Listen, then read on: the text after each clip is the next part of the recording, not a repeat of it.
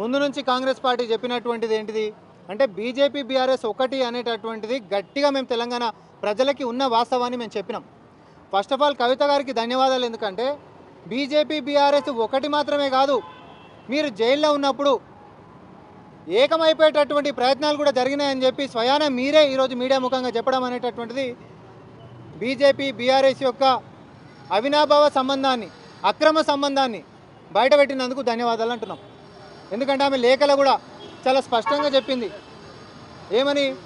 MP ఎన్నికలలో BRS తనకి తాను త్యాగం చేసుకొని బీజేపీ పార్టీని గెలిపించేటటువంటి కృషి చేసినటువంటిదైనా, లేకపోతే ఎమ్మెల్సీ ఎన్నికలప్పుడు అభ్యర్థులనే నిలబెట్టిపోయకుండా ఎమ్మెల్సీ బీజేపీ వాళ్ళని గెలిపించడానికి ప్రయత్నించినటువంటిదైనా, ఇవన్నీ కూడా బీజేపీని పెంచనీకే పోషించనీకే బీఆర్ఎస్ పార్టీ తనకు త్యాగం చేసుకున్నటువంటి తీరుని కాంగ్రెస్ పార్టీ ఎప్పటి నుంచో చెప్తా ఉన్నాం.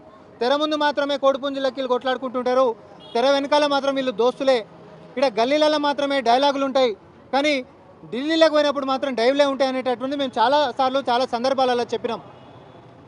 బీఆర్ఎస్ పార్టీ భవిష్యత్తులో కూడా బీజేపీ పార్టీని కాదని ఒక అడుగు కూడా వెయ్యదు. భవిష్యత్తులో కూడా బీఆర్ఎస్ పార్టీ బీజేపీతో కలిసిపోతుంది. కుటుంబ కలహాలు అనేటటువంటిది ఎంటైర్ వేరే ఎపిసోడ్. దీంట్లో ఎవరు శక్తివంతంగా తయారవుతారో అది బీజేపీకి సంబంధం లేదు. కానీ ఎవరైనా సరే, ఇప్పుడు శివసేనలో చూసినాం, ఏక్నాథ్ షిండే ఉండే, ఆయన వెనకాల గట్టిగా బలం ఉండే కాబట్టి ఆయనతోటే బీజేపీ సావాసం చేసుకుంటూ పోయింది. రేపు పొద్దున కవిత గారు అంటే ఈరోజు వీక్ మెన్ అవుట్ కాబట్టి నాకౌట్ మ్యాచ్లో కవిత గారు బయటికి వెళ్ళిపోయినారు. నెక్స్ట్ హరీష్ రావు గారి పాత్ర వస్తుంది. అందులో లేఖ మాత్రమే లేదు తప్ప మిగతా స్టోరీ అంతా సేమే.